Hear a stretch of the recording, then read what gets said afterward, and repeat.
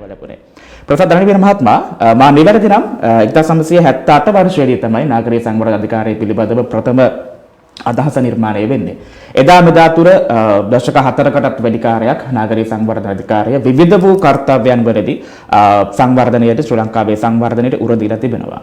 මගේ පළවෙනි ප්‍රශ්නය ඇත්තටම නාගරික සංවර්ධන අධිකාරියේ කාර්යභාරය මොකක්ද? ඔව් විශේෂයෙන්ම බෙහෙවින් මේ සිතුවන්ත වෙනවා අක්ෂරය ටීවී ආයතනයට මේ අවස්ථාව අපිට ලබා දීම පිළිබඳව විශේෂයෙන්ම මහ ජනතාව දැනුවත් කරන්න මේ රටේ තියෙන අභියෝගාත්මක අවස්ථාවක අපි කොහොමද අපේ අධිකාරිය හැටියට අපි අරමුණු එක්ක ඉස්සරහට යන්නේ කියන එක තමත් කෙටි කාලයක් තුළ විස්තර කරන්න අවස්ථාව ලබා දීම පිළිබඳව විශේෂයෙන්ම නාගරික සංවර්ධන අධිකාරියේ ප්‍රමුඛතම කාර්යභාරය වෙන්නේ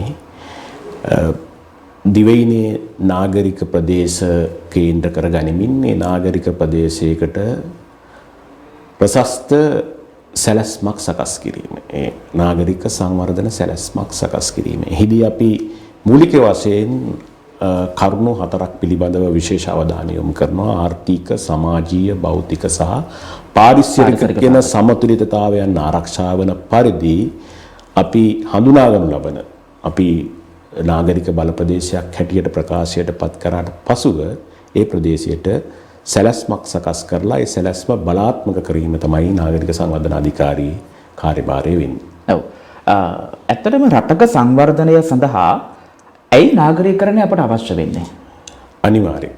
සාමාන්‍යයෙන් රටක නාගරීකරණය කියලා කියන්නේ අපි දන්නවා රටක ජීවත් වන නගර වාසීන් මේ රටේ එන්ජින් එකක් වගේ තමයි. රටේ මූලික ක්‍රියාකාරීත්වයට නගරයක් තුල නගරයක් හරහා තමයි නගරය හා බද්ධ වුණු සියලුම පහසුකම් හරහා තමයි නගරය කියන තැනට තමයි ලෝකේ අපි ගත්තාම දියුණු නගර ගත්තාම ආසියාවේ දියුණු නගර හැටියට අපි දන්නවා ඉන්දියාවේ දිල්ලි අග නගරය ඒ වගේම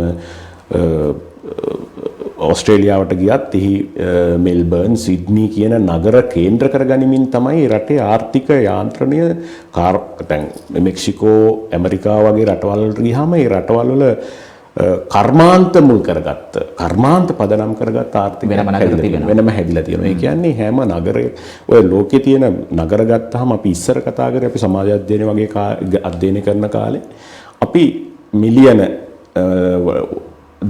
10කට වඩා ජීවත් වන නගර මිලියනයකට වඩා ජීවත් වන නගර. ඒ කියන්නේ නගරයක් කියලා කියන්නේ ඇත්තටම මේ නගරේ ජීවත් වන ජනතාවනේ.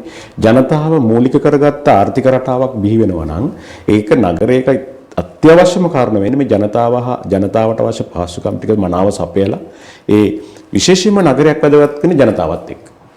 ඔව්. නාගරීකරණ අවස්ථාවේ පිළිබඳ බොහොම පැහැදිලි. යම් කිසි රටක සංවර්ධනය මනින එක් ප්‍රධානතම විනුම් දණ්ඩක් විදිහට අපට නාගරීකරණය කියන සංකල්පය හඳුන්වන්න පුළුවන්. අපි කතා කරේ ලෝකය ගැන. දැන් අපි එනවා ලංකාවට. මගේ පළවෙනි ප්‍රශ්නය ලංකාවත් එක්ක බලනකොට නාගරික සංවර්ධන අධිකාරියට තියෙන ප්‍රධානතම චෝදනාවක්. ඔබතුමාගේ අදහස මම කැමති දැනගන්න මේ පිළිබඳව. ඇයි අපිට බැරි නාගරික සංවර්ධනය සම්බන්ධව දිගු කාලීන එක් ප්‍රශස්ත සැලැස්මක් නිර්මාණය කරන්න? බැරි නෑ අපි කරගෙන යනවා ඒක. නාගරික සංවර්ධන අධිකාරිය කියලා කියන්නේ අපි මේ සංවර්ධන සැලැස්ම හදන්නේ අපි දන්නවා මේ රටේ සැලසුම් හැදීමේ උඩින්ම ඉන්නේ ජාතික භෞතික සැලසුම් දෙපාර්තමේන්තුව. නැෂනල් මේ NPPD කියලා අපි කියනවා. ජාතික භෞතික සැලසුම් දෙපාර්තමේන්තුව තමයි ඉස්සර අපි උකට කිව්වේ නගර හා ග්‍රාම නිර්මාණ දෙපාර්තමේන්තුව කියලා පසු කාලීනව එය ජාතික භෞතික සැලසුම් දෙපාර්තමේන්තුව බවට පරිවර්තනය වුණා. ඒක එතනින් තමයි ලංකාවටම අවශ්‍ය ප්‍රතිපත්ති ආර්ථික සහ භෞතික නාගරිකකරණ සැලැස්ම මුළු ලංකාවටම හදන්නේ සමස්ත සැලැස්ම හදන්නේ ජාතික භෞතික සැලසුම් දෙපාර්තමේන්තුව. මම පුංචි බාධා කිරීමක් මේ කොච්චර කාලයකට සීමා වෙනද? සාමාන්‍යයෙන් අවුරුදු 30කට වගේ හදනවා. 30කට 20කට ඒක අපි හදලා ඉවරලා අපහු අපිට දැන් අපි දන්නවා 1998 ජාතික භෞතික සැලැස්ම ප්‍රකාශයට පත් කරා. ඊට පස්සේ ආපහු ඒක සංශෝධනය කරා 2008 8-9 වගේ වෙනකොට මට මතකයි ජාතික භෞතික සැලසුම් දෙපාර්තමේන්තුව නැවතත් ආයම ඒ සංවර්ධන සැලැස්ම සංශෝධනයට පරිවර්තනය කරා 2017 වගේ කාලවකවානුවල. ඒක තමයි දැන් ක්‍රියාත්මක වෙන්නේ. ඒක තමයි බේස් එක.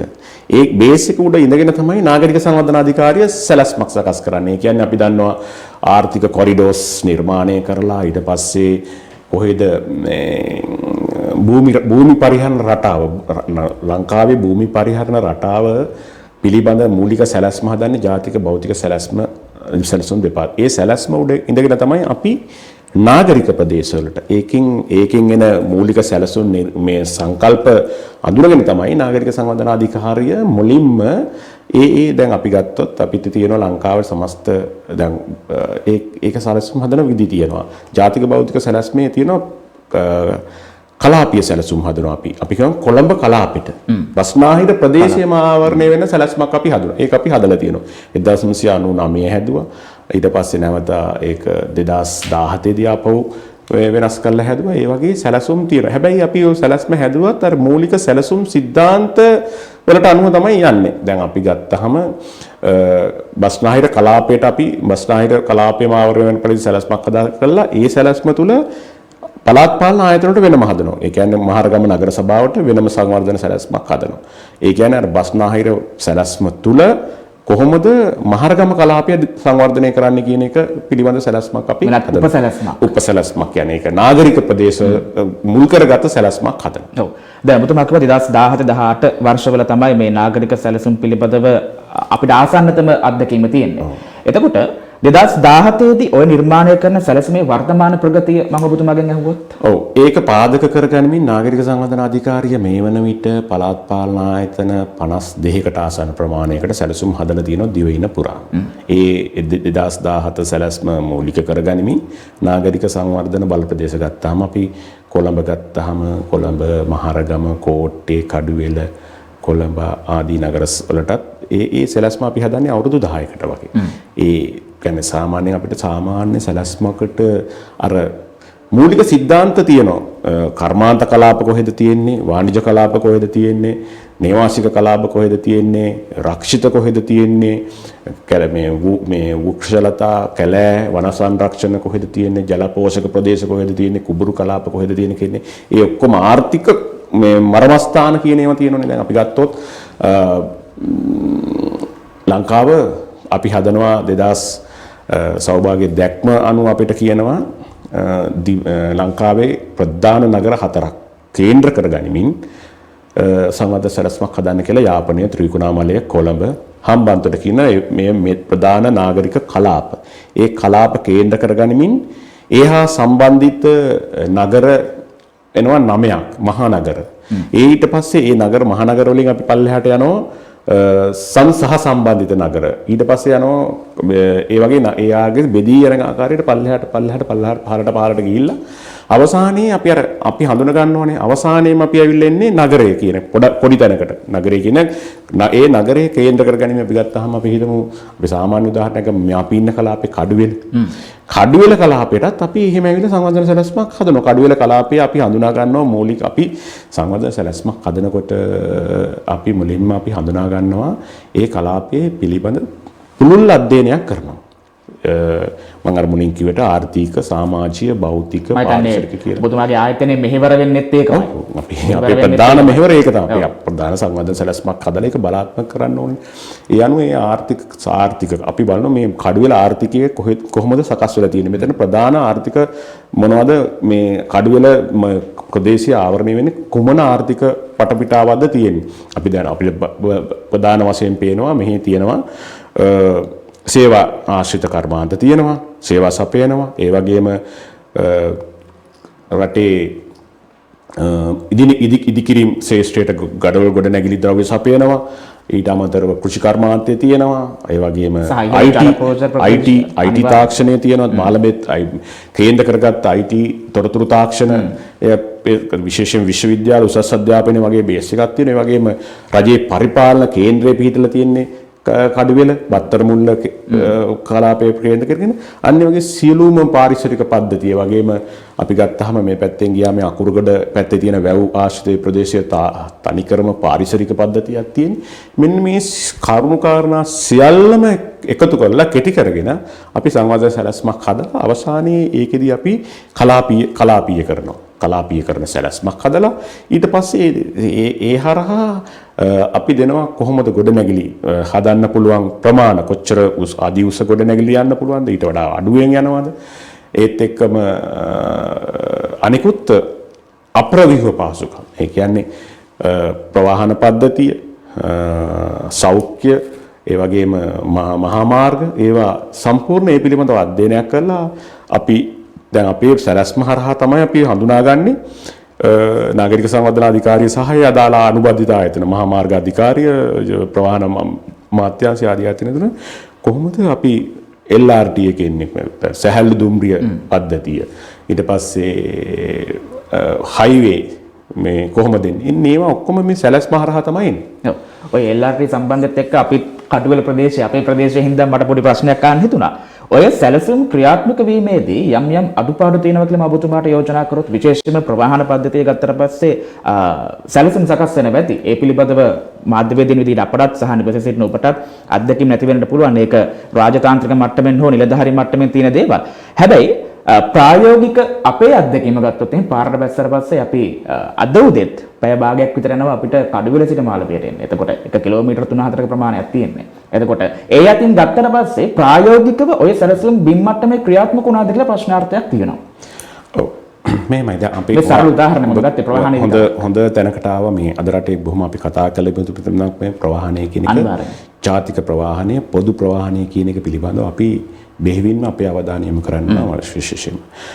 අපි දන්නවා අද රට තියෙන තාමත් බැරෑරුම් අර්බුදයකට තියෙනවා. අපි හැමදාම මේ තෙල් අර්බුදය අපිට අතීතයේ බලපෑව නැතුනට අපිට බලපාලා තියෙනවා. හැමෝටම මේක මේ හරහා බලපාලා තියෙනවා.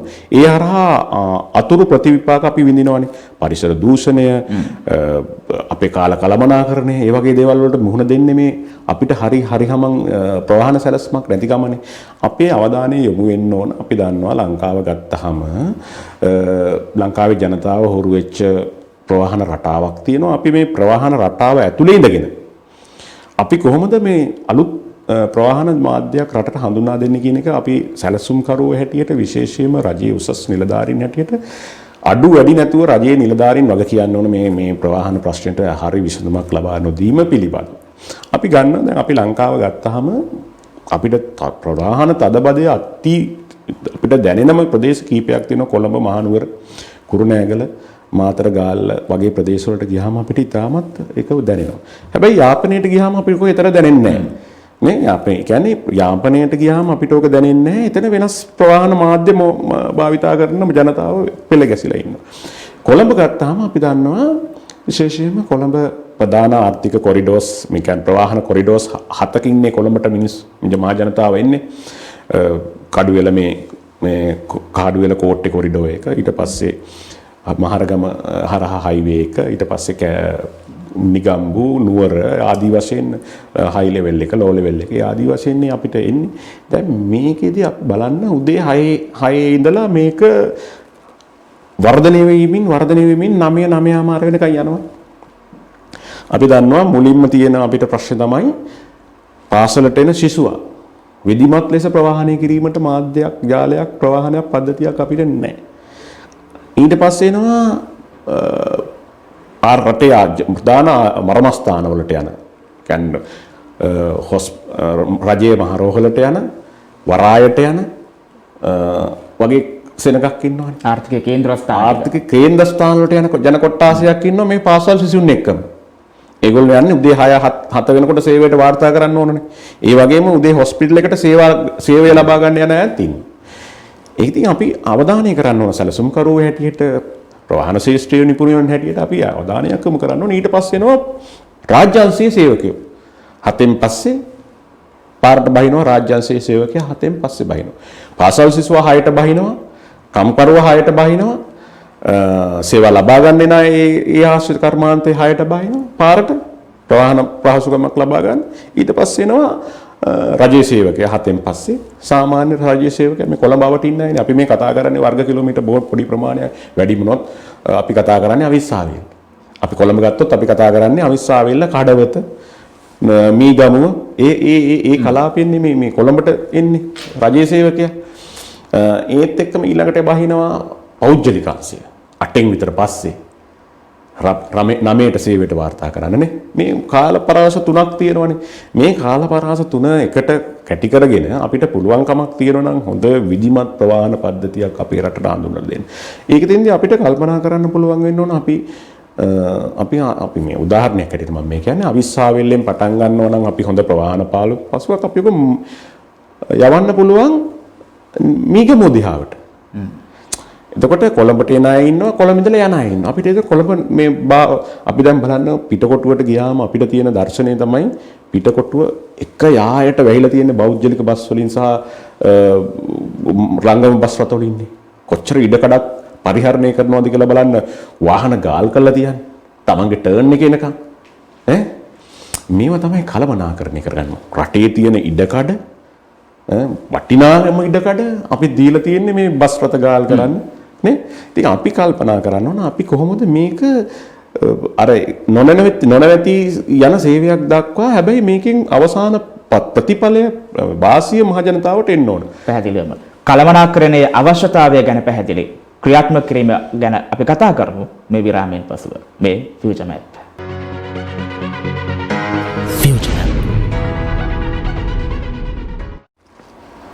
විරාමයෙන් අනතුරුව ඔබ නැවතත් ලංකාවේ අනාගතය ගැන වර්තමානයේ කතා කරන ඒ වෙනුවෙන් සිටියම සකස් කරන ෆියුචර් මැප් එක. අද අපේ ප්‍රස්තුතයේ බවට පත් උනේ සංවර්ධනය සහ නාගරීකරණය පිළිබඳව. අපේ සම්ප්‍රදායකත්වය පැහැදිලි ඉතාමත් ප්‍රාමාණික දැනුමක් එක්ක මේ සාකච්ඡාව අපි ඉස්සරහට කරගෙන යද්දී විරාමයට පෙර ආතුව අප කතා බහ කරමින් සිටියේ සැලසුමක අවශ්‍යතාවය පිළිබඳව. දැන් අපි කතා කරමු සැලසුම් ගැන. මගේ විරාමයෙන් අනතුරුව මට ආපු ප්‍රශ්නේ පළවෙනි ප්‍රශ්නය තමයි වර්තමානයේ ක්‍රියාත්මක වන මේ සැලසුම් ඇත්තටම පරදායිද කියන එක. අපිට මතකයි පහුගිය දවස්වල සුදු කහයිරේ සුදු වුණා, ඒ වගේම විවිධ උද්‍යාන ඇදුණා සහ විවිධ මන්තිරු නිර්මාණය වුණා. මේවා බැහැර කරනවා නෙවෙයි මම. නමුත් යාවත්කාලින වෙනවද මේ දේවල්? මේවා පළදායිද ඇත්තටම සංවර්ධනයට? ඔව්. මම දන්නේ ඔබතුමාගේ විෂයපතෙන් බාහිරවද කියන්නේ. හැබැයි ඔබතුමා නගර නිර්මාණ ශිල්පියෙක්. මම ඒකයි ඔබතුමාට ප්‍රශ්නය යොමු කරන්නේ. නගර නිර්මාණයේදී අපි හැම අංශයක්ම මම අර මුලින් කිව්වා වගේ හැම දෙයක්ම අපි අවධානය යොමු කරන විශේෂයෙන්ම ආර්ථික ගත්තාම ආර්ථිකයේ කලමනා අපි උදාහරණයක් ඇටියට අපි ගන්නමු. දැන් කොළඹ අරගෙන කතා කරමු. කොළඹ නගරේ අපි ඉස්සෙල්ලාම කතා කරනවා විශේෂයෙන්ම අපි දන්නවා කොළඹ නගරය ගන්න. කොළඹ නගරය ගත්තාම කොළඹ නගරේ ජනගහනය සාමාන්‍යයෙන් ලක්ෂ 7කට 8කට ආසන්නයි. ජීවත් වෙන ජනතාව. මේ ජීවත් වෙන ජනගහනයෙන් හරි අඩක් ජීවත් වෙන්නේ පැල්පත් නිවාසවල. 50% ජීවත් වන්නේ වතු ආශ්‍රිතව කොළඹ මහනගර සභාව. අපි දීර්ඝ වශයෙන් කතා කරනවා මේ පිළිබඳව. කොළඹ මහනගර සභාව ආශ්‍රිතව. වතු ආශ්‍රිතව ජීවත් වෙනවා කොළඹ මහනගර සීමාව තුළ ලක්ෂ 7ක් පමණ වූ ජනගහනයෙන් හරියටක් ලක්ෂ 4ක් විතර ජීවත් වන්නේ වතු ආශ්‍රිත. වතු කියලා ගත්තාම වතු වශයෙන් තියෙනවා වතු 1500ක් එකක් දෙකක් වගේ තියෙනවා වතු ගත්ත. ඉබ්බගේ වත්ත, නෝනගේ වත්ත, තාර වත්ත ආදි වශයෙන් තියෙනවා. හා වගේ වත්ත නැතිව නමක් නැහැ. ඒ වතු වශයෙන් ගත්තොත් ජීවත් වන ඉඩම් ප්‍රමාණය ගත්තොත් අක්කර 900ක් විතර. අක්කර 900ක විතර ලක්ෂ 4ක් විතර ජීවත් වෙනවා වතු වශයෙන්. මේ කළමනාකරණය කරගන්න මම කියන්නේ කොහොමද අපි යාවත් කාලීන ඵලදායී සංවර්ධන සැලැස්මක් කොහොමද හදන්නේ මේවා චතුර මේවා මුල් කරගෙන කියලා. අපි මේ සැලැස්ම පටන් ගන්න පීට කේනමන් අපේ නිවාස ඇමතුමා ඉන්න කාලේ ඉඳලා තමයි මේක ඉන්නේ 1970. ඒ දශකයේ අඩු වැඩි නැතුව 70 1977 ඊට පස්සේ ආර් ප්‍රේමදාස හිටපු අපේ ජනාධිපතිතුමා එතුමාගේ මේ රටේ නිවාස ප්‍රශ්නේ අලුත් විදියකට දැකලා අලුත් විදියකට නිර්මාණ හදලා චන්ද්‍රිකා කුමාරතුංග මැතිණිය එතුමා පටන් ගත්ත එම ව්‍යාපෘතිය සහස්පුර රණසිංහ පෙරේමදාස ජනාධිපතිතුමා පටන් ගත්තා උදාගම් මානවය. ඒ හරහා ඒ මාලිගාවත ප්‍රදේශේ ඊට පස්සේ වර්තමානයේ මහින්ද රාජපක්ෂ අතීතයේ මහින්ද රාජපක්ෂ ජනාධිපතිතුමා විකාලවකවානුව එතුමා පටන් ගත්තා කොළඹ නාගරික පුනර්ජීවන ව්‍යාපෘතිය. ඊට පස්සේ මෑත කාලීනව අපි ඒක ක්‍රියාත්මක කරගෙන යනවා. අපි ඒ හරහා හදන්න හැදුවේ ඒක තමයි වැදගත්කම තියෙන්නේ. අපි කල්පනා කරා අපිට මේ ජනතාව පදිංචි කරවන්න පුළුවන් සාමාන්‍යයෙන් අක්කර 300ක විතර අදි මහල් ගොඩ නැගිලි වලට ගිහිල්ලා අදි උස ඇති මහල් ගොඩ නැගිලි වලට ගිහිල්ලා අර වතු වල ආශ්‍රිත ජනතාවගේ නිවාස ප්‍රශ්නයට විසඳුමක් දෙන ගමන්ම ඒ අක්කර 900 කළමනාකරණය කරගන්න පුළුවන් 300කට විතර මේ ජනතාව ගෙනහිල්ලා තවත් අක්කර 400 නෑ සාමාන්‍ය අක්කර 400ක විතර අපිට මේ පදිංචි කරන්න පුළුවන්. අක්කර 400ක විතර 300ක් විතර අපිට මේක වෙනත් ආයෝජන වලට දෙන්න පුළුවන්.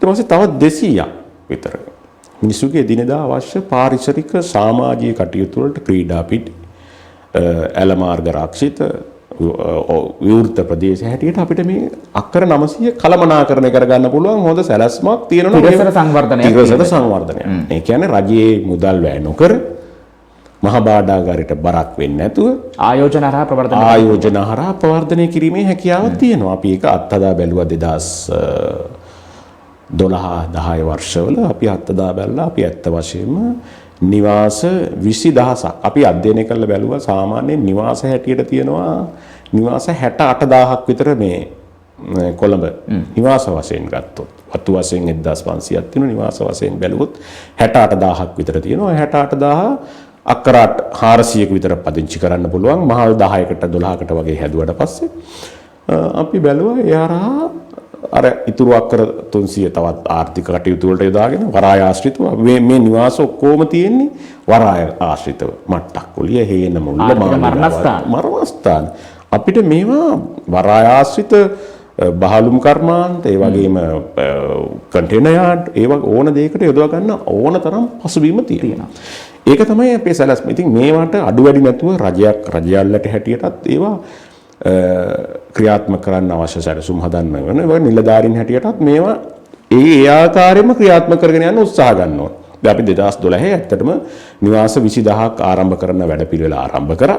ආරම්භ කළා 2014 වෙනකොට නිවාස 4900ක් වගේ ඉවර කරලා පදිංචි කරා. ඊට පස්සේ ගත්තාම අනිකුත් නිවාස 15000 ඒ අධියරවන් වල ඉදිකිරීම් කටයුතු තිබුණා. ඒක ඒ විදිහටම ක්‍රියාත්මක වුණා නැවතුන්නේ නැහැ. නමුත් අර එතෙන්දී උනේ අර පදිංචි කිරීමේදී පදිංචිකරුවන් තෝරා ගැනීමේදී අර මූලික સિદ્ધාන්ත වලින් පරිබාහිරව ගියාම අපිට අර ඉඩම් නිදහස් කරගන්නවා කියන එක අපිට කරගන්න බැරුව ගියා. ඒවා ඒ පිළිබඳව මම එතනදී පුංචි වැදගත් වීමක් වෙනවා. මේ සංවර්ධනයේ ප්‍රශ්නය තියෙන්නේ ඔතනයි කියලා මම යෝජනා කරොත් එහෙම. සංවර්ධන සැලැස්ම ඔබතුමලා නිදාරින් විදිහට පැහැදිලිවම වසර 10ක් 20ක් පිට දැකලා ඔක නිර්මාණය කරන වෙන්නට පුළුවන්. නමුත් ඔය සැලසුම වසර 5න් 5ට වෙනස් වෙනවා කිව්වොත් එහෙම මම කැමති නැහැ දේශපාලන මෙතෙන්ට ගාව ගන්න. නමුත් පැහැදිලි බලපෑමක් මෙතෙන්ට එල්ල කරන්න පුළුවන් දේශපාලන බලධාරියට. ඔබ චතුරාර්ය සමහර අවස්ථාවලදී හැබැයි ඒකෙත් ඉතින් නිලධාරීන්ගේ පැත්තෙනුත් තියෙනවා. නිලධාරීන්ත් මේක හරියට පැහැදිලි කරලා දෙනවනම් නිලධාරීත් හරි ස්ට්‍රෝං වෙන්න ඕන. බලධාරියා සහ නිලධාරියා දෙපාර්ශ්වම වගකීම් වගකිය යුතුයි. නිලධාරීන් බලධාරීන් දෙක. මේක අපිට කියන්න බෑ කොයිම අවස්ථාවකවත් මේක බලපෑම් නෑ. අපිට සැලැස්මක් තියෙනවා නම් ඒ සැලැස්ම ක්‍රියාත්මක කිරීමේ වගකීම සහ වගවීම කියන දෙකම රාජ්‍ය සේවකයා සතුයි රාජ්‍ය නිලධාරියා සතුයි. ඒක අනිවාර්යෙන් අපිට බැහැර කරන්න බෑ. අපි සමහර දේවල් අපි ආයාසෙන් අපි ප්‍රතික්ෂේප කරන්න වෙනවා. මොකද ඒක රටේ ආර්ථිකයට බලපානවා නම් ඒක අපිට වෙනස් කරන්න වෙනවා. මොකද එතෙන්දී අපිට හැම වෙලාවෙම වැදගත් වෙන්නේ නිලධාරිය හැටියට අපිට උඩින් ඉන්න අය දැනුවත් කරන්න ඕනේ. මේකේ ප්‍රතිපාක මොනවද? අපේ සැලැස්ම මොකද්ද? මෙතනින් මේක කැඩුවොත් බ්‍රේක් වුණොත් මොකද්ද වෙන්නේ? මට නිලධාරීන් ඉන්න මේකට ප්‍රාමාණික දැනුමක් තියෙන පිරිසක් එතෙන්ට දාන්න ඒකයි. ඔවුන්ගේ වගකීම් පිළිබඳව ප්‍රශ්නේ තියෙනවා. ඔබතුමා හිතන විදිහට. ඔව්. කලින් ප්‍රශ්නෙට මම ආයෙමත් ආවොත් එහෙම ඔබතුමා කිව්වා මේ ජනාකීර්ණ වීම කියන කාරණාවට ප්‍රශස්තම පිළිතුර. ඒ කියන්නේ වර්තමානයේ හොඳම පිළිතුර තමයි තිරස් සංවර්ධනය නෙවෙයි සිරස් සංවර්ධනය. එතකොට මුතුම එකක වෙන වැති එකක්. මහල් නිවාස ව්‍යාපෘති නිදිවන්නේ තට්ටු නිවාස ඉදිවන්නේ ඒ දෙත් එක්ක. හැබැයි මගේ තියෙන ප්‍රශ්නය ඔය ඉදිවන භූමි ප්‍රදේශය තුලත් ඒ පස පිළිබඳව එසෙන් නැතිනම් පරිසර පද්ධතින් පිළිබඳව හොඳ දැනුමකින් ඔබතුමාලා මේක කරන්න. මොකද වසර 10කින් 15කින් මේක නවත්තන්න බෑ අපිට. ඕක බිල්ඩින්ග් කඩන් වැටුනොත් එහෙම ඉතින් එහාට මොකක්ද වෙන උත්තරය කියලා ප්‍රශ්නයක් තියෙනවා. එතකොට මේ වගේ ශක්්‍යතා වාර්තා මොන වගේ නිර්මාණය වෙන්නේ? අනිවාර්යෙන් අපි සාමාන්‍යයෙන් ওই නිවසක් හදන්න කලින් ඒ පිළිබඳව විශේෂයෙන්ම ඉඩම් සංවර්ධනය කිරීමේ සංස්ථා NBRO ගොඩනැගිලි පර්යේෂණ ආයතනය වගේ ආයතන පරිසර අධිකාරිය වගේ ආයතන වලත් එක්ක කතා කරලා ECC එකක් මৌলিক පරිසර ඇගීමක් කරලා තමයි මේව පටන් ගන්නෙ. සාමාන්‍යයෙන් අපි පටන් ගන්න නිවාස ව්‍යාපෘතීන් වල ෆයිලින් ඒ කියන්නේ යටට සාමාන්‍යයෙන් අපි මීටර 30කට වගේ රොක් එකකට ගිහිල්ලා බිමටම ගිහිල්ලා තමයි මේක පටන් ගන්නෙ. අර සමහරලාට මීටර 30 40 50 ගිහිල්ලා තමයි යට ෆයිල් එකක් ගහලා උඩට ගන්නෙ අපි. අපි ඔය කරපුම් දැන් මාලිගාවත් බොරැල් දෙමොට ගොඩ කරපු හැම නිවාස ව්‍යාපෘත ස්ට්‍රක්චර් එක අපි හොඳට දාගෙන එනවා. ඒක නෑ කවදාවත් නැතුව මේක අපි ගැරන්ටිඩ් අපිට මේක අපිට අති විශ්වාසයෙන්ම කියන්න පුළුවන්. චතුර මේකයි කන්ස්ට්‍රක්ෂන් එක අපි කරන්නේ ඒකෙදී කරනකොට ඒක මේ කියන්නේ සුපර්වයිස් කරන සුපර්විෂන් කන්සල්ටන්සි අපි ගන්නේ විශේෂයෙන්ම රාජ්‍ය ආයතන වලින් ඉදිකිරීම ශාස්ත්‍රයේ ඉන්න රාජ්‍ය ඉංජිනේරු සංස්ථාව CCB වගේ ආයතන වලින් ගන්නවා. ඒ අයගෙන අරගෙන තමයි ඒක අපි කරන්නේ. එතෙන්දී අපි ඒකට ආයතන හැටියට වග කියන්න ඕනේ. එහෙම නැතුව ගොඩනැගිල්ලක් මේ කඩාගෙන වැටෙන්න හදන්න අපිට කවදාවත් බෑ. ඒක කරන්නෙත් බෑ. ඉතින් ඒ අනුව ඒ හරහා අපි අර කිව්ව මූලික පරිසර ඇගීම් කරලා තමයි අපි ඒක කරන්නේ. පරිසර ඇගීමත් එක්ක මගේ මේත් එක්කම ගොඩනගන ඊළඟ ප්‍රශ්නය ආසන්නත මද්දකීම අපේ කොරෝනා වසංගත කාලයේදී වැඩි වශයෙන් මේ ව්‍යාපෘතිය සිද්ධ වුණේ කොරෝනා වසංගතයේ ව්‍යාප්තිය සිද්ධ වුණේ මේ මහල් නිවාස ආශ්‍රිතව. එතකොට අපිට කෙනෙකුට චෝදනා කරන්න පුළුවන් මහල් නිවාස ඉදිකිරීම ජනාකීර්ණ කියන ප්‍රශ්න විතරක් උත්තරයක් වේවි. හැබැයි ඒක තවත් ප්‍රශ්න ගණනාවකට අතවරන දෙයක් කියලා. ප්‍රධානම සෞඛ්‍ය ගැටලුවක්. නෑ. ඒක මම මේ චතුරේ මෙහෙමයි.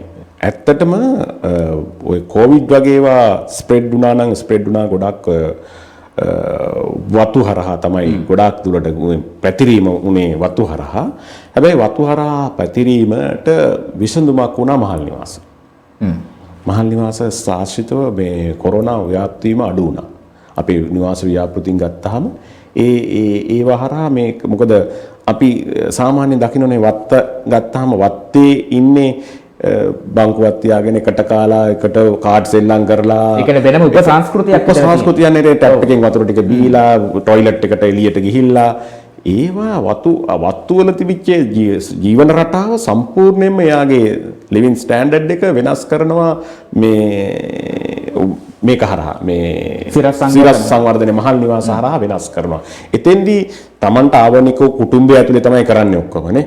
අර රොටි කාලා දාලා මෙහෙම බෙදාගෙන යන එක රොටි අතින් අතට යන එක නැත්තම් සමහරු සිගරට් එක අතින් අතට යන එකේ උපසංස්කෘතිය අපි ඒවා මේ මහල් නිවාස ආශ්‍රිතව ගොඩක් දුරට වෙනස් වුණා. ඒ කියන්නේ අපිට ඒක දැක්ක අපි අත්විඳ ඇත්තටම. ඒ හරහා අපිට ඒ වගේම අපි ගත්තාම අක්කර 5ක වගේ ජීවත් වෙන ජන කොටස් අපිට අක්කරයකට වගේ ගෙනල්ලා හදන්න අක්කර 2කට වගේ ගෙනල්ලා හදන්න පුළුවන්. ඒ වගේ තත්ත්වයක් තිබ්බා. අක්ක 5ක වගේ ඉන්නේ අක්කර 2ක වගේ ගෙනල්ලා හදන්න පුළුවන්. ඒ හරහා අපිට අරව කළමනාකරණය කර ගැනීම හැකියාව තිබ්බා. මගේ ඊළඟ ප්‍රශ්නේ ඊටත් අදාළයි. ඔබතුමා කිව්වා මේ නාගරික සැලැස්මක් නිර්මාණය වෙනකොට සමාජීය කාරණාවන් පිළිබඳව ප්‍රමුඛ අවධානයක් දෙනවයි කියලා. කියුණා මාලිගාවත් ගැන ඔබතුමාගේ මුවින්ම. ඒ හින්දා මම අහන්නේ විවිධ වූ සමාජ විෂම ක්‍රියාවන් මේ ආශ්‍රිතව නිර්මාණය වෙමින් පවතිනවා සහ නිර්මාණය වෙලා තියෙනවා. ඉතින් ඒ පිළිබඳව ඔබතුමාලාගේ දැනුවත් වීමක් තියෙනවද සහ ඔබතුමාලා මේ දේවල් මගහරවා ගන්න මොන වගේ යෝජනාද ඉදිරිපත් කරන්නේ? ඔව් දැන් අපි ගත්තොත් අපි මාලිගාවත්තේ මේ වෙනකොට නිවාස යෝජනා ක්‍රම 800ක් පවන මිනිස්සු මහ ජනතාව පදිංචි කරලා තියෙනවා. ඒ ආශ්‍රිතව තවත් නිවාස දහසක් ඒ ආසන්න ඉදි කරගෙන යනවා ඉතුරු ඒවා ක්‍රියාත්මක කරන්න. අපි දන්නවා මාලිගාවත්ත කියලා ගත්තාම ඔය ඇපල් වත්ත ඒ වගේ ප්‍රදේශ තමයි තියෙන්නේ. ඉතින් මේකේ ගොඩාක් ගත්තොත් අපි මේ සමාජීය ප්‍රශ්නට විසඳුම් දෙන්න ඕන ඉඳලා අපි දකම් මුස්ලිම් ජනතාව තමයි ගොඩාක් ඉන්නේ විශේෂ වශයෙන්. අපි මේ පිළිබඳ විශේෂ අධ්‍යයනයක් යොමු කරලා මේවා අපි කළමනාකරණය කරගන්න විදි කියන්නේ අපි ඒගොල්ලන්ගේ සමාජීය අවශ්‍යතාවයන් හොඳ හැටි අවබෝධ කරගත්තා. පල්ලිය, කෝවිල තෙක්ක ජීවත් වෙන පරිසරයක් තියෙන්නේ. ඒ වගේම අවට වටපිටාවක් ඕන. ඒ වගේම ඒ අයට නිදහසේ ඉන්න භූමි ප්‍රමාණයක් ඕන. ඒ වගේ ඒවා අපි අපේ සැලසුම් ව්‍යාපෘති වල ඒවා අපි අනිවාර්යෙන් ඇතුළත් කරගත්තා. විවුර්ත බිඩ කඩ තියාගත්තා. මේ ජනතාවයෙන් ප්‍රයෝජන ගත්තගෙන ප්‍රශ්නාර්ථය තියෙන. මොකද අපි දැකලා තියෙන ඔය සමාජ විෂමචාරී ක්‍රියාවන් වැඩි වශයෙන් සිද්ධ වෙන්නේ උද්‍යාන ආශ්‍රිතව. එතකොට ඔබතුමන්ලා සැලසුම් සකස් කරන්න යහපත් චේතනාවක්. නමුත් ඵලදායී භාවිත වෙනවද කියලා ප්‍රශ්නාර්ථයක් තියෙනවා. එතෙන්දී ඒ වගේම අපි සෑම වෙලාවෙම කතා ගොඩක් වෙලාට උත්සාහ කරනවා මික්ස් එකක් කරන්න. ඒ කියන්නේ සිංහල, දමිළ, මුස්ලිම් කියන ජන කොට්ටාස තුනම පදිංචි කරන්න. ඒ වගේ අපි අත්දා බැලලා තියෙනවා. ඒවා හරියට සාර්ථක වෙලා තියෙනවා. ඒ වෙතෙන්දී අර ඒ තියෙන මේ තමන්ගේ ඒවා මික්ස් මේ එකතු වුණාම මේ මිනිස්සුන්ගේ තියෙන අර ඒවා වෙනස් වෙනවා. ඒකට අපි දැකලා තියෙනවා. අපි හොඳටම ගත්තොත් ඔය දෙමටගොඩ අපේ නිවාස ව්‍යාපෘතියක් තියෙනවා මිහිඳු සෙන්පුර කියලා. ඒ නිවාස ව්‍යාපෘතියේ ජීවත් වෙන ජන කොට්ටාස ගත්තාම 35-40 ගත්තොත් වැඩිම ජන කොට්ටාසයේ 40 ඉක්මවන්නේ නැහැ කොයි වෙලාවකවත්. ඒ අනුව ඒකේ ඒවා බෙදිලා ගිහිල්ලා සමාජ විෂමතාවයන් වෙන ඒවා අඩු වෙලා තියෙනවා. අපි දැකලා තියෙනවා චතුරාට කිව්වොත් විශ්වාස කරන්නේ අපි හදලා තියෙන මහල් නිවාසවල සමහර අය තියෙන ලිෆ්ට් එක විදුලි සෝපානය තුල ත්‍රිවිලර් එක ගෙනියනවා. ගවයෝ ගෙනියනවා. එළුවෝ ගෙනියනවා. එහෙම තියෙන රටක් තමයි අපි මේ හදන්නේ නිර්මාණය කරන්න යන්න උත්සාහ කරන්නේ මේක වෙනස් කරන්නේ කොහොමද කියලා. ඉතින් ලිෆ්ට් එකේ තියෙන කැලි ටික ගලවගෙන යනවා. එහෙම තත්ත්වයක් තියෙන ඉතින්. අනිවාර්යයෙන් මා විශ්වාස කරනවා බලධාරීන් නිලධාරීන් සිය වගකීම ඉෂ්ට කරද්දී ජනතාව විදියට අපෙත් ආකල්පමය වෙනසක් අත්‍යවශ්‍යයි. අප තවදුරටත් කතා කරමු මේ කෙටි විරාමයෙන් අනතුරුව මේ ෆියුචර් මැප්.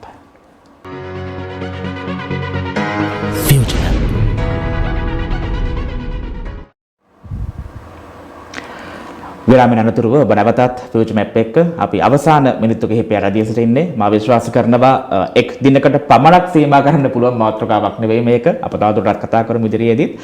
විරාමයට පෙර ආතුව අප කතා කරමින් සිටියේ සංවර්ධන ව්‍යාපෘතීන් පිළිබඳව. අප දැන් සූදානම් කතා කරන්න ඉදිරි යෝජනාවන් ගැන. ඒ යෝජනාවන් එක්ක මගේ පළවෙනි ප්‍රශ්නේ වෙන්නේ කුණු ප්‍රශ්නයක්. වතන නාගරීකරණය කියන සංකල්පයත් එක්කම ඊළඟට එන කාරණාව තමයි මේ කසල කළමනාකරණය නිසි ලෙස සිදු කරන්නේ කොහොමද කියන ප්‍රශ්නය. මම හිතන්නේ මහල් නිවාස ආශ්‍රිතවත් ඉතාමත්ම දැඩි ඝන අපද්‍රව්‍ය කිහිපයක් පරිසරයට මුසු වෙනවා. මේ පිළිබඳව ඔබතුමන්ලාගේ සංකල්පය මොන වගේද? ඔව් චතුර සාමාන්‍ය අපි දන්නවා සාමාන්‍ය පුජ්‍යලයක දිනකට කිලෝග්‍රෑම් 1.5ක් 2කට ආසන්න ප්‍රමාණයක් බැහැර කරනවා දෛනික කැලිකසල වශයෙන් පරිසරයට පුජ්‍යලයක. මේක ගත්තාම මේක ලොකු ප්‍රමාණයක් මේක කළමනාකරණය කරගන්න මේක හැබැයි පළාත් පාලනයට අදාළ පළාත් පාලන ආයතනවලට අදාළ ගැටලුවක්.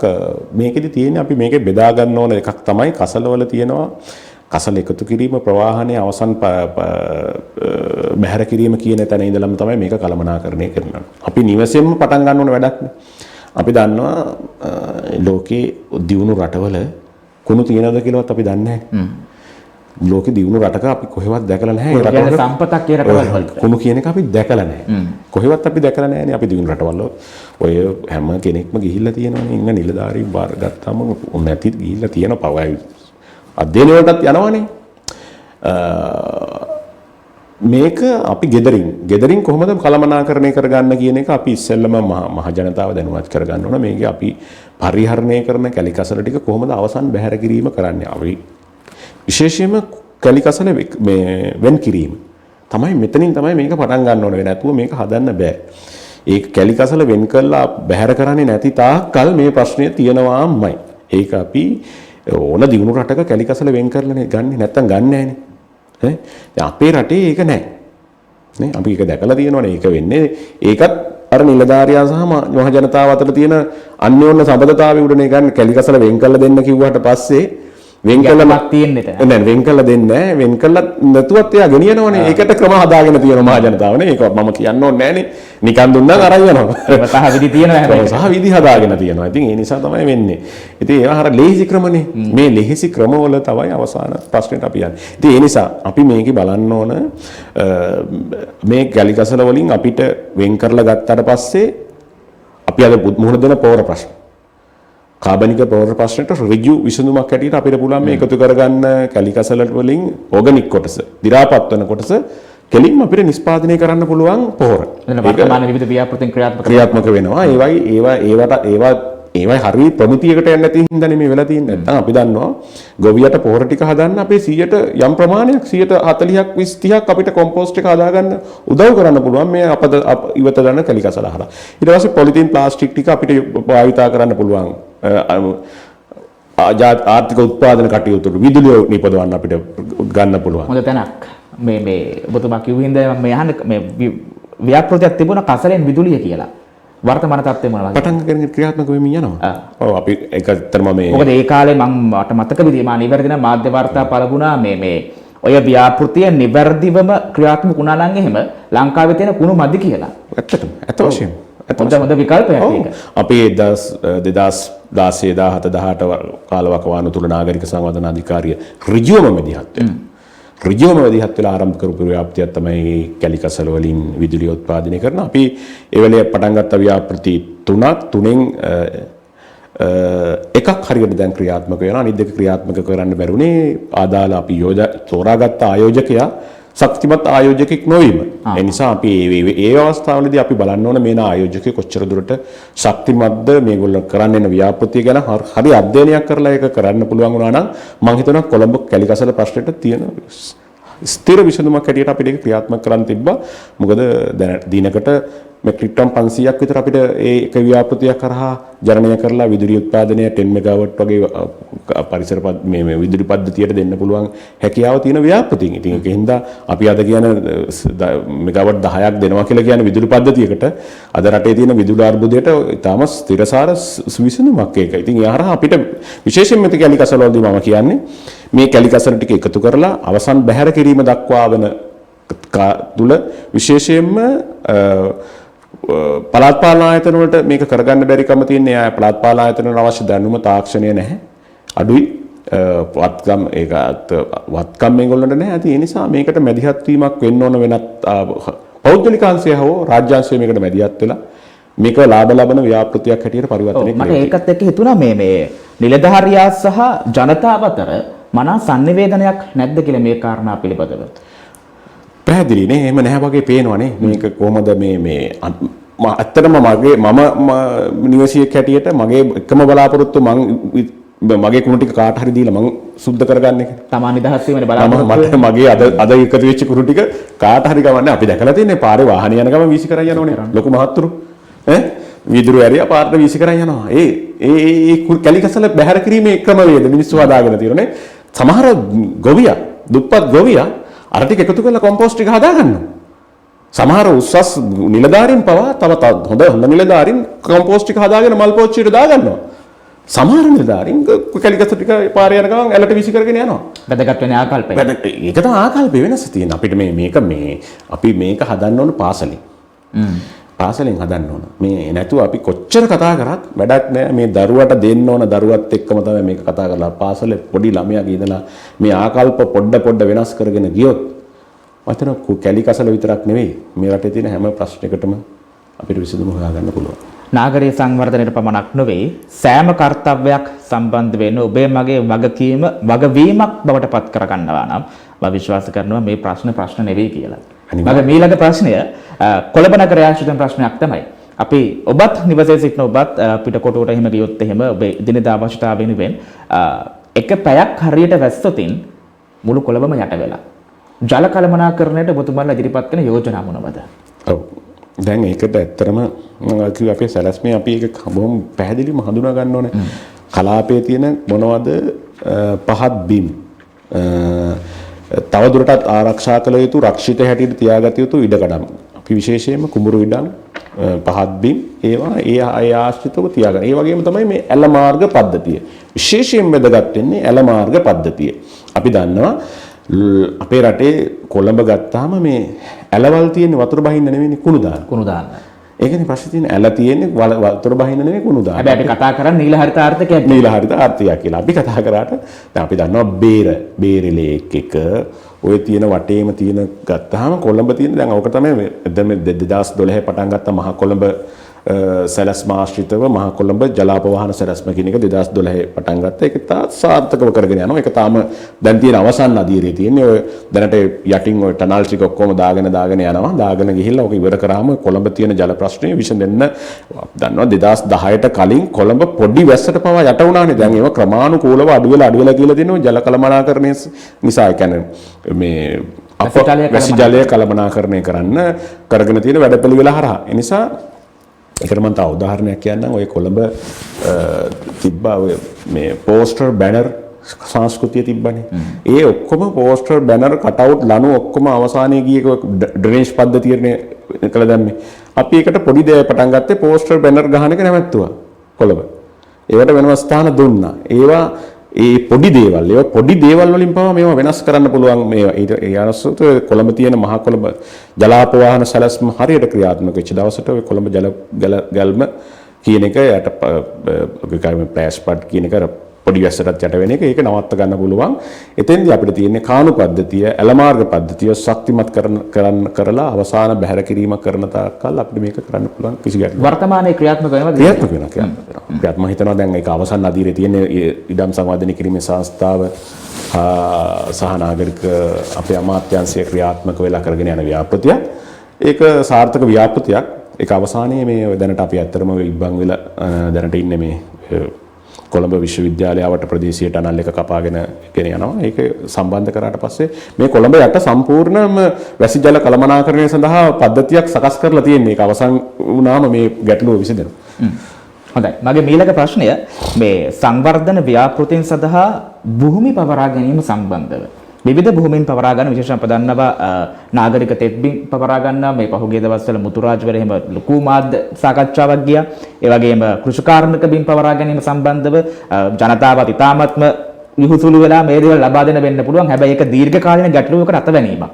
එතකොට අපිට බැරිද මේ සැලසුම් නිර්මාණය කරනකොට පිහිටි පොළොවට සැලසුම් නිර්මාණය කරන්න? පුළුවන් අනිවාර්යයෙන්. අපි ඇයි මුතුරාජවල අත්පත් කරගන්න කතා කරේ? මුතුරාජවල අත්පත් කරගන්න කතා කරේ මුතුරාජවල කියන එක අපි දන්නවා මේ ගම්පහ දිස්ත්‍රික්කයෙන් සාමාන්‍යයෙන් 10%ක් තියෙන මුතුරාජවල. ගම්පහ දිස්ත්‍රික්කයෙන් භූමි ප්‍රමාණයෙන් 10%ක් මුතුරාජවල. ඒ ඔරිජිනල් මුතුරාජවලනේ. ඒ කියන්නේ අපි කතා කරන්නේ මුතුරාජවල 10%ක් තිබ්බේ ඔරිජිනල් 10% දැන් නැහැ. ගොඩ කරලානේ දැන් තියෙන්නේ. 10%න් ගොඩ කරලා දැන් තියෙන 100 පොඩි ප්‍රමාණයයි. අපි මේක ආරක්ෂා කරගන්න ඕන හින්දා තමයි මේක ඇත්තටම මුතුරාජවල කියන්නේ රටේ ආර්ථිකයට හොඳම වටිනා වැදගත් ස්ථානයක් බවට පරිවර්තනය කරගන්න පුළුවන් තරම් අපිට ඕනකම තිබ්බේ මේක හදලා මේක අත්පත් කර ගැනීමක් නෙවෙයි අපි ඇත්තට මෙතන කරේ ප්‍රකාශයටපත් කරා සංවර්ධන සැලැස්මක් හදන කලාපයක් බවට ප්‍රකාශයටපත් කළා. ඒකට මාස්ටර් ප්ලෑන් එක හදලා අවසානයේ නිදහස් කළා. ඒ සැලැස්මට අනුව ක්‍රියාත්මක කරන්න තමයි දුන්නේ. එතන තියෙනවා ඉස්සන් ආශ්‍රිතව මාළුල කර්මාන්තය කරන්න පුළුවන් තැන්, සංචාර කර්මාන්තය කරන්න පුළුවන් තැන්, වනජීවි කලාපය තියෙනවා. ඒ වගේම දැන් ජෛව විවිධත්වය අතින් අති ප්‍රබල ඒක අපේ ආර්ථිකයට සම්පත් ගේන තැනක් බවට පරිවර්තනය කරා. ඒකට තමයි සැලැස්මක් හදන්න තමයි ඒක ක්‍රියාත්මක කරේ. නැතුව අත්පත් කරගන්න එහෙම නෙවෙයි. එහෙම අත්පත් අපි සැලැස්මක් නැති හින්දානේ උතන ගම්මාන බිහි වෙලා තියෙන්නේ වහරා. මුතුරාජවල ඇතුලේ තියෙනවා නිවාස විතරක් ගත්තොත් 1500ක් විතර. යන්න පාර නැහැ, ටොයිලට් එක නැහැ, වැසිකිළියක් නැහැ. මොකක්වත් කිසිම දෙයක් නැතුව ජලය උඩ පාවෙන නිවාස තියෙන්නේ. ජලය උඩ පාවෙන්නේ. ඒ දැන් දකින්න විදිය වෙනස්. අපි හැදුවේ ඒක දැනට ක්‍රියාත්මක වෙමින් පවතින අවසානයේ මේක අපි ගැස ඒකෙන් අත්පත් කර ගැනීමෙන් ඉවත් වෙනවා සැලැස්ම හදලා. ඒ කියන්නේ ඒ අනුව දැන් අපි දන්නවා අපි කුඹුරු දැන් අපි සාමාන්‍යයෙන් ගන්න දැන් ඔය මාදි වෙලාවට ප්‍රදේශයේ බත්තර මුල්ල මාදි වෙල පාර්ලිමේන්තුවට ප්‍රදේශ නාගරික සංවර්ධන අධිකාරිය එදා අත්පත් කරගෙන තිබුණ හින්දා තාමත් ඒවා වෙල් හැටියට තියෙන ඒවා තියෙනවා, කුඹුරු හැටියට තියෙන හැටියට තියෙනවා, රක්ෂිත හැටියට තියෙන ඒවා තියෙනවා. අපි අත්පත් නොකරගෙන තිබ්බනම් 1970 ගණන් වල ඉඳලා අපි අත්පත් කරගත්ත ඉඳ අධිකාරියට අද ඒවා තාමත් ඒ විදිහට තියෙනවා. මට පුංචි ප්‍රශ්නයක් අහන්න හිතුණා මේ වෙලාවේදී. මම හිතන්නේ පාර්ලිමේන්තුව නිර්මාණය වෙනකොටම වර්ග කිලෝමීටර් 1000ක විතර හරිත තීරුවක් වෙන් කරනවා. වර්තමානයේ තියෙනවද ඒක? හරිත තීරුව නෙවෙයි ඒක. ඒක කියන්නේ ගොඩනැගිලි ඉදි කරන්න පුළුවන් සීමාවල් තියෙන. තට්ටු දෙකට වඩා ඉදි කරන්න දෙන්නේ නැහැ. ඒ හරහා තමයි ඒක අපි නිර්මාණය කරලා තියෙන පාර්ලිමේන්තුව සහ යවට කලාපය හරිත කලාපයක් හැටියට තියාගන්න තමයි තට්ටු දෙකකට වැඩිම උස දෙන්නේ අඩි 27යි. 27ට වඩා උඩ යන්න බෑ 1 කිලෝමීටර් රේඩියස් එක ඇතුලේ. දැන් ඒ අනුව තමයි දැන් අපි බලන්න දැන් ඔය නාගරික සංවර්ධන අධිකාරිය මේ රටේ ආර්ථිකයේ අපි දකින වෙනත් පැතිනේ දැන් අපි ඔය නිර්මාණය කරලා තියෙන ඒ පාර්ලිමේන්තුවට ඔය ඇවිදින මන්තිරු පාර්ලිමේන්තු ක්‍රීඩාංගන හරහා දියත උයන ඒ උපසංස්කෘතින් හැදිලා තියෙනවා නේ. මිනිස්සු පුරුදු වෙලා තියෙනවා දවසට එක 1000ක් 2000ක් විතර උදේ ඇවිදින්න පුරු වෙලා තියෙනවා තමන්ගේ ශාරීරික ව්‍යායාම කටයුතු වල යෙදෙන්න. ඒ නාගරික සංවර්ධන අධිකාරිය හඳුන්වලා දීපු අලුත් දේවල් මේ රටේ ආර්ථිකයට සංකල්පය හරහා ඒකේ ආර්ථිකයට පැත්තකින් බලපානවා. මිනිස්සු දැන් අපි දන්නවනේ සාමාන්‍ය රෑ 7 8 9 10 වෙනකම් මිනිස්සු ඇවිදිනවනේ මහ ජනතාවනේ. එතකොට අර නැත්තම් ඔය කාලේ වෙන දේවල් වලට නේදවන්නේ. නේ? ඒ හරහා අපි මේ ආර්ථිකයේ යම් ගමනකට අපි මුල පුරලා තියෙන ආර්ථික නාගරික සංවර්ධන අධිකාරියේ විෂයපතේ අපි නිර්මාණය කරගෙන තියෙනවා, පුල් කරගෙන තියෙනවා, වෙනස් කරගෙන තියෙනවා රටේ ආර්ථිකයට කොහොමද අපි දායක වෙන්නේ කියන එක. ආර්ථිකයට දායක වෙන කාරණාවත් එක්ක මර්තා ප්‍රශ්නයක් මතුවෙනවා. අපි ඕනෑතරම් දැකලා තියෙනවා පාළුවට කැලෑවට ගිය ඉඩම්වල ගහලා තියෙනවා නාගරික සංවර්ධන අධිකාරිය සතු බිම් ප්‍රමාණයක කියලා. ඔබට ආයතනය සතු වෙලා තියෙන ඔය මුඩු බිම් බවට පත් වෙලා තියෙන බිම් ප්‍රමාණය කොහොමද රටේ සංවර්ධනයේ ඵලදායී විදිහට භාවිත කරන්නේ? චතුර හොඳම තැන තමයි ඔක දැන්. අපි කල්පනා කරලා තියෙනවා අපි තවදුරටත් මේ රට ඉස්සරහට ගෙනියන්න අපේ අධිකාරිය හැටියට කොහොමද දායක වෙන්නේ කියනවා. මේ ඉඩම් අපි අත්පත් කරගෙන තියෙන්නේ එක අරමුණකට. රටේ ආර්ථිකය මෙහෙවන්න අරමුණකට අපි මේව අත්පත් කරගෙන තියෙන්නේ සංකල්පීයමය වශයෙන් අත්පත් කරගෙන තියෙන අපි අත්පත් කරගත්ත මේ මම උදාහරණයක් ගන්නම් චන්ද්‍රිකා කුමාරතුංග පාර මාළඹේ ඒ යවට කලාපේ අපි අක්කර 100-200ක් අපි අත්පත් කරගත්තා. අත්පත් කරගෙන සහ ඒ කලාපය අපි හඳුන්වලා දුන්නා තොරතුරු තාක්ෂණය සහ උසස් අධ්‍යාපනය. අද මාළඹේ මේ කඩුවෙල ආර්ථිකයට පණ ගන්නවන්නේ ඔය තියෙන විශ්වවිද්‍යාලනේ හොරයිසන් එක තියෙනවා දැන් මන්දට ඇක්සස්ලා දැන් පෞද්ගලිකාංශය හදාගෙන මේ හරහා දැනට ළමයි මේ කලාපයේ මේක විතරක් වෙනවා ළමයි 13000ක් විතර අධ්‍යයනය සිල් මේ සිංක් මේක ස්ට්‍රීට් එක සිනෙක් එක මේ හරහා ළමයි මම හිතන්නේ 20000කට වඩා අධ්‍යාපනය ලබන මේ කලාපේ නේ මේ අපි අත්පත් කරගෙන මේවා දීලා තියෙන එහෙම තව පොඩි ප්‍රමාණයක් තියෙනවා. අපි ඉඩම් තව තියෙනවා. තවත් අපිට දෙන්න පුළුවන් උසස් ඒ වගේ ආයතනවලට. ඒ වගේම හෝමාගම අපි අත්පත් කරගත්තා ඒ කලාපයේ හරිත සරසවිය අපි නාගරික සංවර්ධන අධිකාරිය ඉඩම් ලබා දීලා ඊට පස්සේ සින්ටෙක් එක තියෙනවා. ඒ වගේ IT තොරතුරු තාක්ෂණයට අදාළ දේවල් වලට අපි ඉඩම් දීගෙන තියෙනවා. අපි ඉදිරියට කරන්න යන්නේ මේ ඉඩම් අපි හරහා තියෙන. ඔබ දැක්ක ඔය මුඩු ඉඩම් තියෙන ඉඩම් අපිට තියෙනවා සාමාන්‍යයෙන් අපේ නාගරික සංවර්ධන අධිකාරියේ වර්තමාන මේ ගත්තොත් අපේ ඇසෙට් වැලියු එක සාමාන්‍යයෙන් බිලියන් 600ක් විතර අපිට වත්කම් තියෙන බිලියන්. ඒවා අපි ඉදිරියේදී බලාපොරොත්තු කරනවා දැන් මේ රටේ තියෙන ආර්ථිකයත් එක්ක විදේශී ආයෝජන රටට ගේන්න.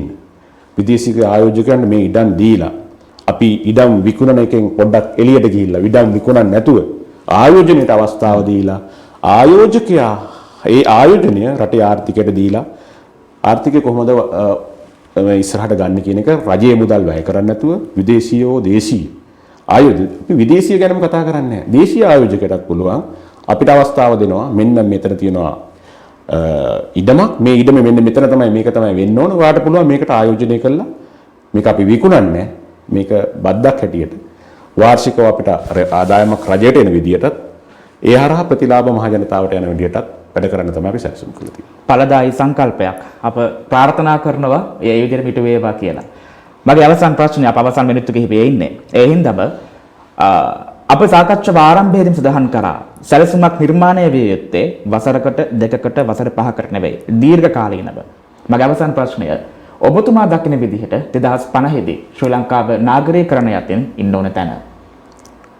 ඔව් අපි බලාපොරොත්තු වෙනවා ලංකාවේ 160කට ආසන්න ප්‍රමාණයක් මේ රටේ නාගරීකරණයකට යා යුතුයි අපි. ඒ හරහා මේ රටේ සෑම පවුලකටම සෑම ළමයෙකුටම දරුවෙකුටම ජීවත් වෙන්න පුළුවන් හොඳ නාගරික වටපිටාවක් හදලා ඒ හරහා ගම කියන එක අපේ ගමයි නගරයයි කියන එක බොහොම වෙන් කරලා මේ සෑම තැනකම නගරය ගම කියන හැම තැනකම පහසුකම් තියෙන නාගරික මහ ජනතාවට ජීවත් වෙන්න පුළුවන් හොඳ පරිසරයක් හදන එක තමයි අපිට තියෙන්නේ. ඒක හදනවා නම් ප්‍රවාහන, අධ්‍යාපන, සෞඛ්‍ය ආදී මේ විවෘත විනෝද කියන හැම දෙයක්ම කැටි වෙච්ච තැනක් නිර්මාණය කරන්න තමයි අපේ බලාපොරොත්තු වෙන්නේ. මම හිතනවා අපි ඒක අපිට බැරි නැහැ. අපි පෙන්නලා තියෙනවා 2013 ලංකාවේ ශීඝ්‍රයෙන්ම දියුණු වෙන ආශ්චර්යවත් නගරය බවට අපි කොළඹ නගරය පරිවර්තනය කරේ. ඒ අපේ තිබිච්ච නිලධාරීන්ගේ සහ ඒ කැපවීම වගකීම සියන කටයුතු නිසා ඒක අපිට බැරි වෙන්නේ නැහැ ඒ ඉලක්කයට යන්න. පැහැදිලිවම ඒ ඉලක්කය සපුරගත් දවසට අප නැවත වතාවක් මුණ ගැහෙමු ෆියුචර් මැප් එක. අපි එදා දැකපු සිහිනය අද යථාර්ථයක් බවට පත් වුණායි කියලා. එතනම් අද දවසේදී අපේ කතා වේලාව මෙතෙක් සමාප්ත වෙනවා. බොහොමත්ම ස්තුතියි අපත් සමග අත්ලබද ගැනීම සම්බන්ධව අද දවසේදී ආරාධනා කරේ ශ්‍රී ලංකා නාගරික සංවර්ධන අධිකාරියේ අධ්‍යක්ෂ ජෙනරාල් වරලත් නගර සැලසුම් ශිල්පී ප්‍රසාද් රණවීර මහත්මයාට ආයුබෝවන් කියමින් ඔබතුමාට සමුදෙනවා. මම හිතන්නේ අද කතා බහම තවත් කතා බහකට මුල පිරුවා. ඒ හින්දා නුදුරේදීම නැවත හමු වෙමු. බොහොම ස්තුතියි. එසේනම් ප්‍රිය හිතවතුනි අවසරයි අපට සමුගන්නට මුණ ගැහෙමු හෙටත් ශ්‍රී ලංකාවේ අනාගතය වර්තමානයේ සිට කතා කරන්නට. මේ ෆියුචර් මැප්